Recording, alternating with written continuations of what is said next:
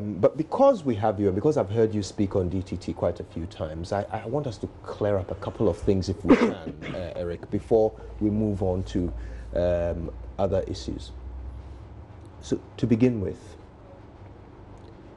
we heard the Deputy Minister tell us that there has been no approval at Cabinet or Parliament level for an agreement with StarTimes to come and do the enhancement of the DTT project.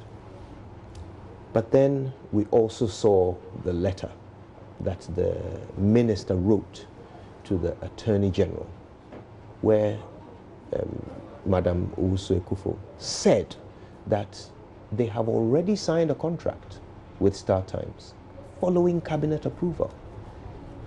So who are we to believe, the Deputy or the Minister? Well, thank you very much. Good morning once again. Good morning to the viewers. I think that, this StarTimes issue has been brewing for a while, and I would take it from the genesis, or even the whole idea of why we wanted to do, we have to do the DTT, and the sort of benefits that would accrue to us.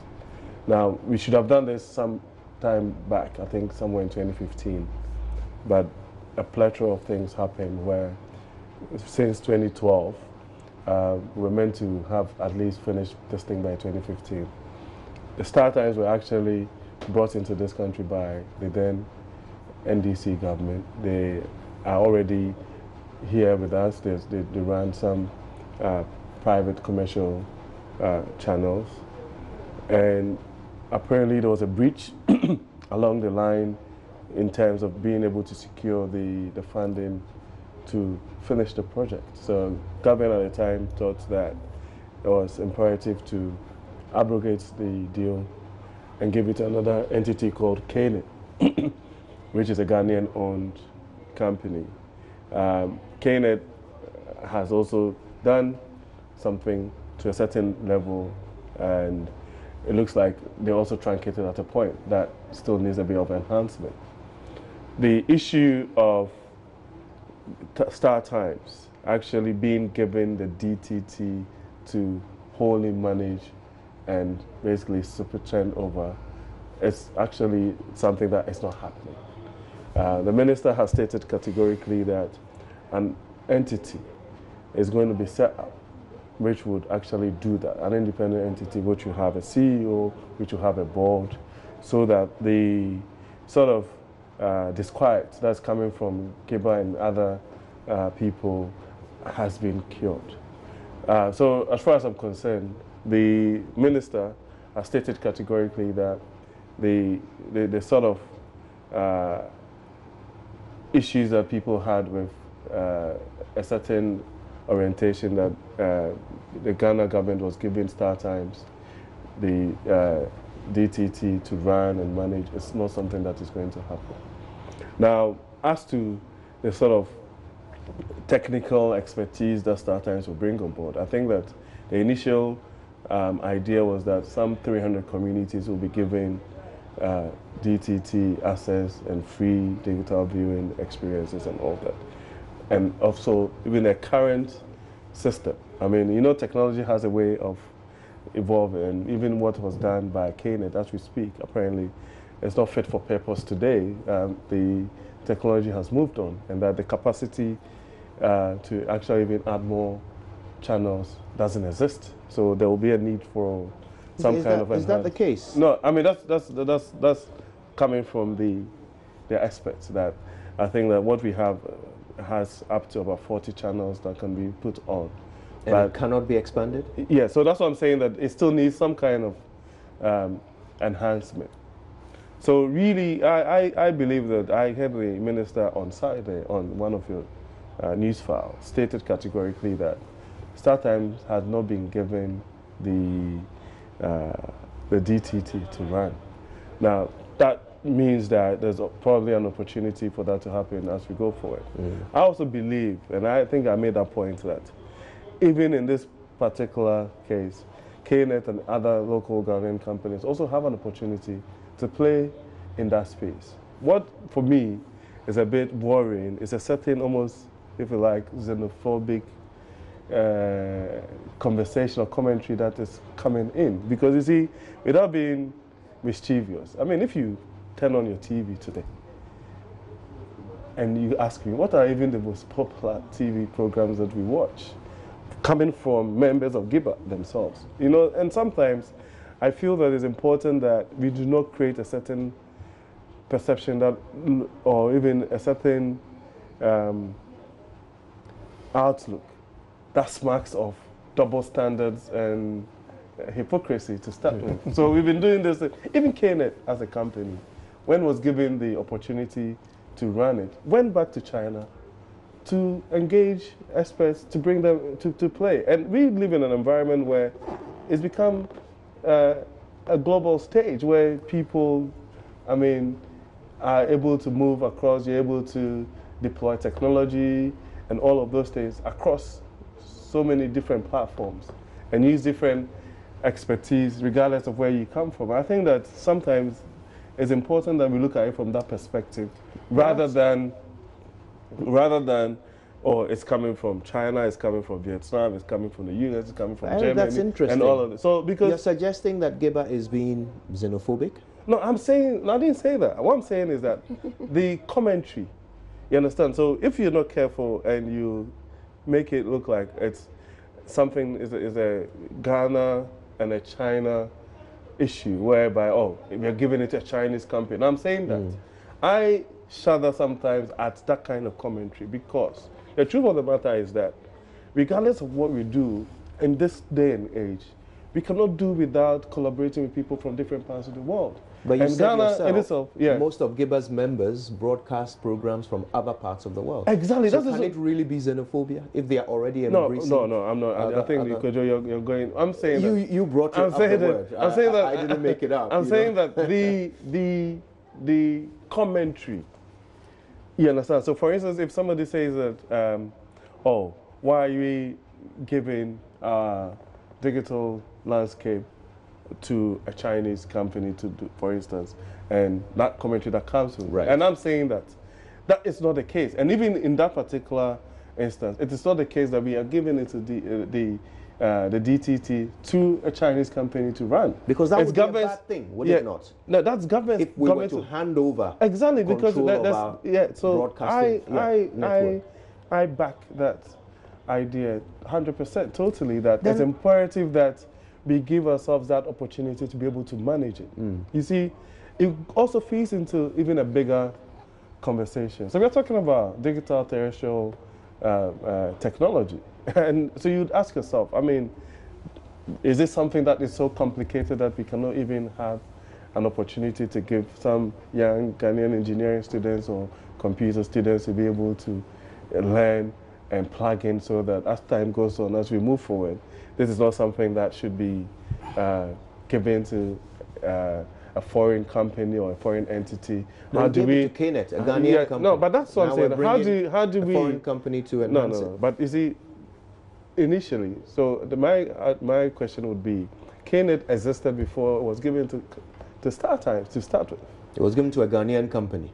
No, that but that's Ghanaian company then handed over their interest to StarTimes. Well, I mean, but all of these things that happened, and I think that if you delve deeper, it would be that at that time, either that Ghanaian entity did not have the requisite capacity or expertise, and even in all of these things, StarTimes. In all of these things, there was an issue to do with funding, right? And I don't want this conversation to be about almost like a Ghanaian company and a foreign entity. I agree with that. Because if I do, there's some kind of mischief, undercurrent, propaganda coming from there. I think but I agree with that. But sometimes if I sit on this platform and I'm putting on my political hat, I can now dissect even the entity KNET itself, and it will not inure to that entity, and it will be almost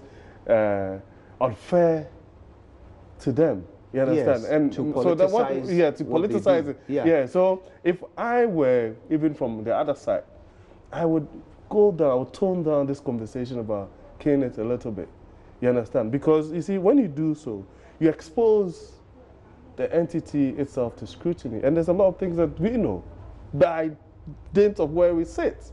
You understand? So for me, Well, if you know something about KNET, that's no, it is not important. The public ought to be aware but of. that is why I'm saying that it's imperative, especially when I would urge and I would expect that if KNET has the capacity and has certain things to contribute as we go along, should be given the opportunity to do so as a Ghanaian company. I will not be drawn into that just to create issues for them. I would like to bring Mr. Abdulaziz into it in a moment, but I just need to check one thing with you, because you've talked about how we ought not look at it as a Ghana-China situation. So let's look at the company itself, StarTimes. This is not the first country they've operated in. We know of what happened when they were in Zambia.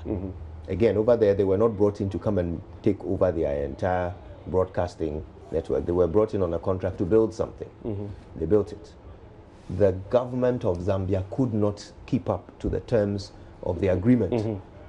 And as a result, now as we speak, StarTimes is in full control of digital broadcasting in Zambia. The same thing that you and the government is assuring Ghana will never happen, has happened before. So I think what I'm interested in is, how is government making sure that Ghana doesn't go the way of Zambia? Well, I mean, I can tell you for a fact that Ghana is not Zambia to start with. And but how do we make sure we don't become Zambia? So again, the various stakeholders, that's government and even the other entities, and people who are meant to be given the opportunity to superintend over this particular transaction and contract, if there is. And I'm not suggesting that the DTT would go to StarTimes, but I feel that StarTimes really, in terms of the role that they are playing today, really would not have anything that would have to have those repercussions where they would have to take over our digital terrestrial. Have you seen the contract? I haven't seen the contract. So how do you know this? But that is why I'm saying that, you see, it's also imperative to look at it from the perspective, and I made this point. This is 2018.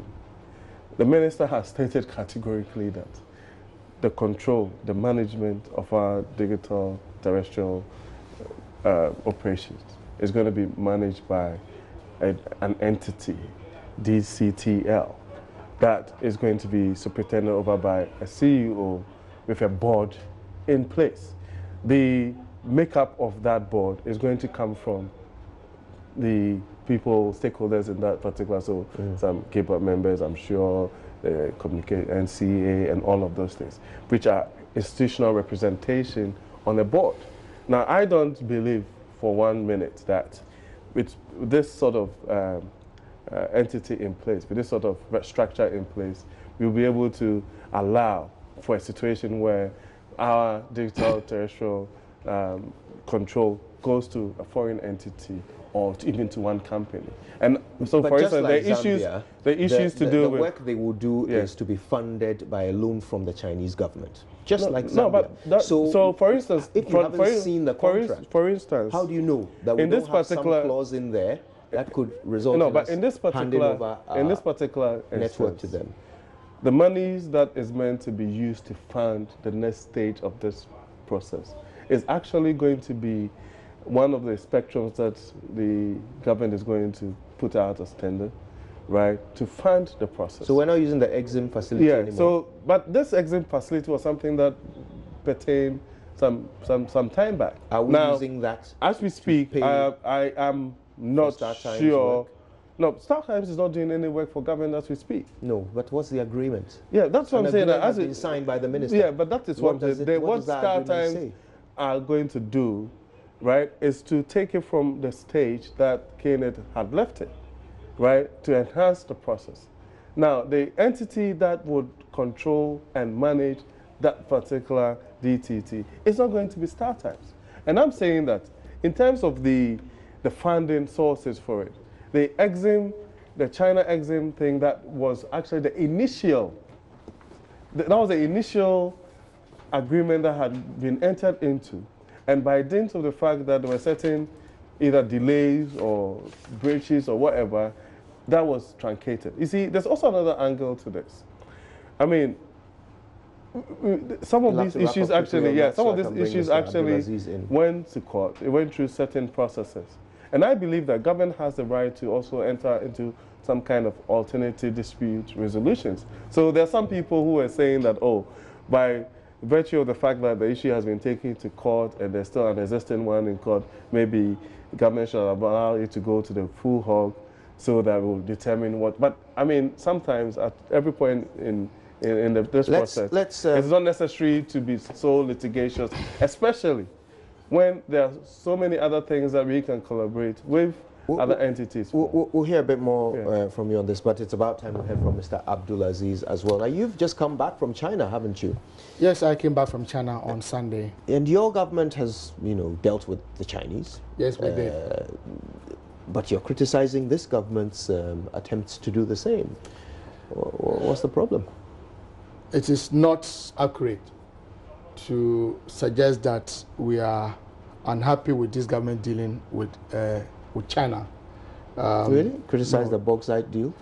This too? We did on merit, and it is proper and fair that we look at issue after issue. If you were to look at the 2 billion Sino hydro deal that we criticize, we raise questions. In the first place, the argument of government is that this is not a loan facility, when indeed by all the features of that facility, it is a loan facility. And the reason why they don't want to classify it as a loan is well known to all of us, that they don't want our loan portfolio to increase. We have done a lot of. We'll go into that another time. So I just want to set the record straight that we have no problem with government dealing with the Chinese government.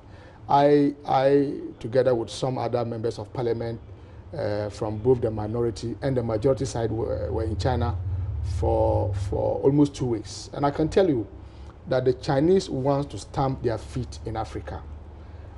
If you ask me what we went to do, I will tell you that basically the Chinese are out to indoctrinate everybody about their governance, about their culture, and about everything about them. I mean, China is an emerging economy, whether you like it or not. And they will be able to prove with you with data that in the next 5 to 10 years, their economy would surpass that of the US. And so they are now battling virtually with the West, especially US, for their presence in Africa.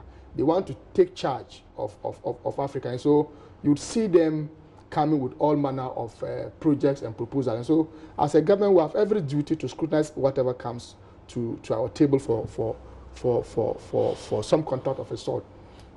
Now, speaking on the project to assess about 300 villages or communities in Ghana to a satellite television broadcasting.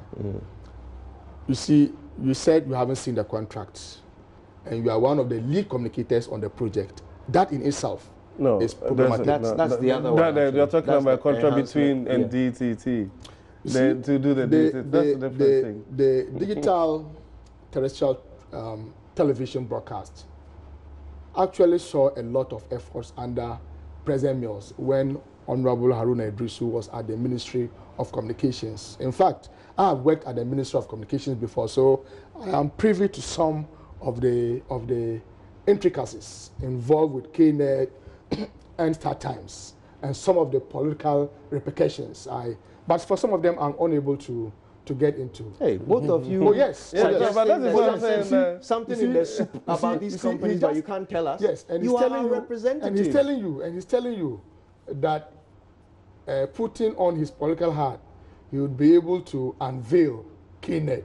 And so there are political undertones with all these. You see, interestingly, GIBA is not a political institution. They have raised concerns. I personally have concerns about content of broadcasting in Ghana. You see, we work at the speed of light on the issue of RTI. I hope we could attach same importance to content. Today, you turn on your television, and local content is virtually zero, and that is worrying for almost all the the television stations, and you can understand why. And so for us to be hiring to get the Chinese to cover as much as 300 communities, you must also be worried about the issue of content. Issues of tax waivers have been raised. All that you need to do is to engage and engage properly.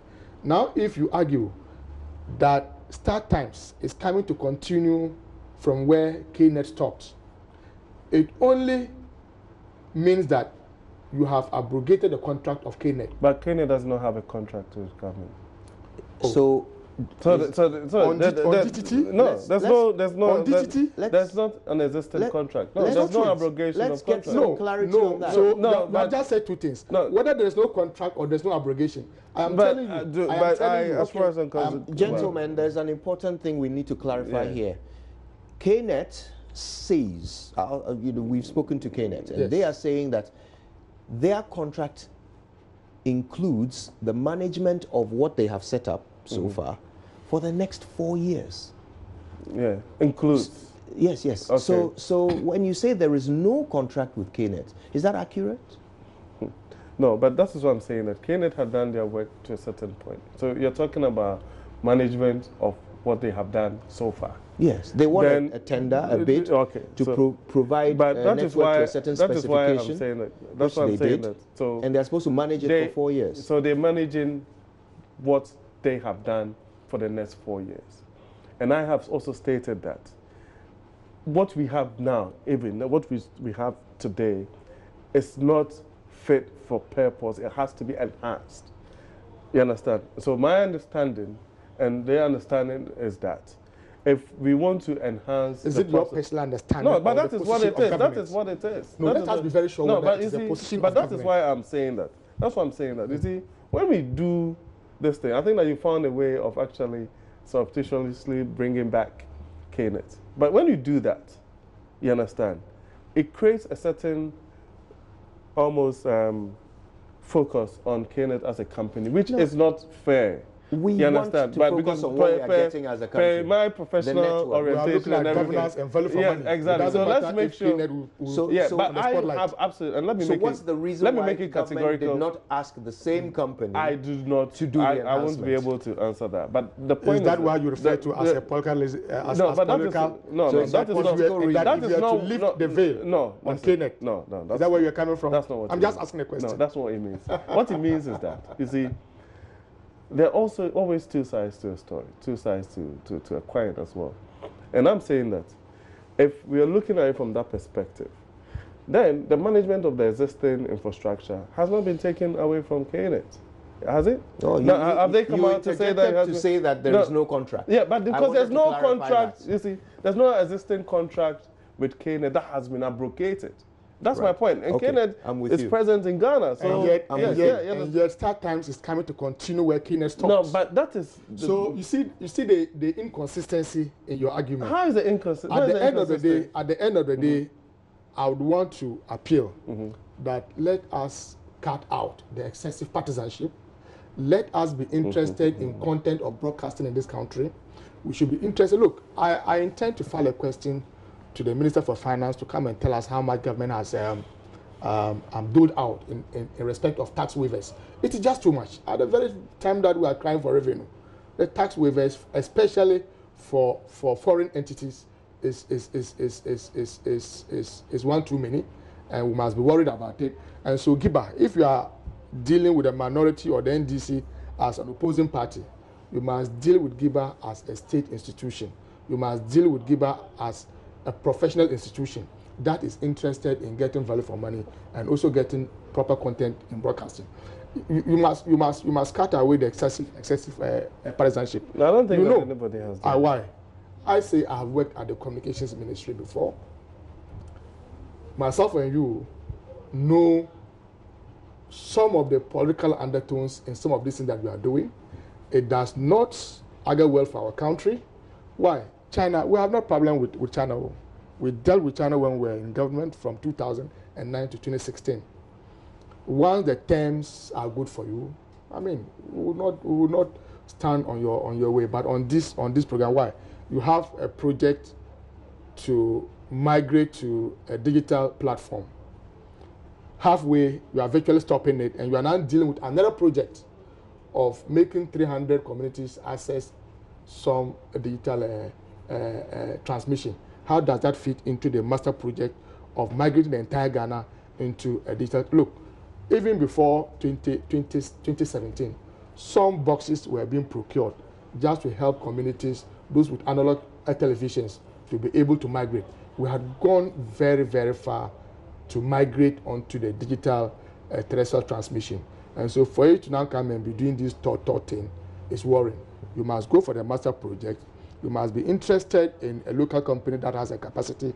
If you have no qualms, if you have no any adverse findings against KNET and the contract that is signed with government, nothing stops you from proceeding with him. Cut off the excessive partisanship. It's not in the interest of Ghana. That's my well, I mean, I don't think that I want to go too much deeper into that. Maybe we should move on to we can move on to the other things that I want us to talk about today. Let me tell you something. You see, when you do this, right? For instance, you know the Deputy Minister for Communications, Atusapon. Under former deputy. Former deputy, yes. Yes. He left KNET as Chief Operations Officer to become Deputy Minister of Communications. Yes. Okay. Now, you can adduce all sorts of things to that. Adduce what? Then there's also other things. But that is not really the point. But that is very interesting. But that is why I'm saying that. That is very interesting. But that is why I am saying that. That is why I'm saying that. If me, right, today, there's an opportunity for KNET as a company, a Ghanaian company, to play in that space, I would support it 100%. But don't try and sit here and create a certain perception that we, rather, are involved in partisanship. Because you see, when you do that, it gives me the inclination that I need to also come out like this. So please, let's stop this. He just told you that the former deputy you can adduce all sorts of interpretations. Let's get this clear. Are you saying that I'm not saying. I am saying KNET today does not have the opportunity to I did not say that. I did not. Platform that they built. No, I did not say. Because this government says that a former employee of that company became a deputy minister. No, I did not say that. But you brought it up. No, I did not say that. I am saying that. I'm saying that he sat here and said that we are involved in excessive partnership, we should partisanship. And I'm saying that the guy who you're talking about became a member of your government. So, which guy? But I mean, I'm saying that the Atusapon became a part of Atusapon is not available in the equation. But it has no. But that is why I am saying is not available in the equation. Listen. That is why I'm saying. That is why I'm saying that. What has Atusapon got to do with enhancing the network today? No, it has nothing to do with that. I have absolutely no problem. Why did he come up in this conversation? Come out of the shell. No, I am saying that. Atusapon was. No, I didn't. No, I'm saying that. I'm saying that. He sat here. A deputy minister. No, he was. He moved from. No, but that's what I'm saying. That we are saying that. We are indulging in partisanship. And I'm saying that when you say that becomes double standards because he was politically exposed, but it's not nothing. We'll have to talk about something else. I can go on and say other things. Politically exposed.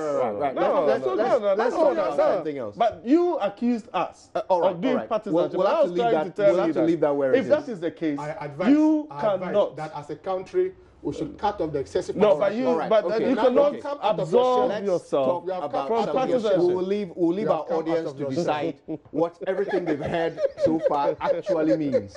We'll leave our audience to decide that.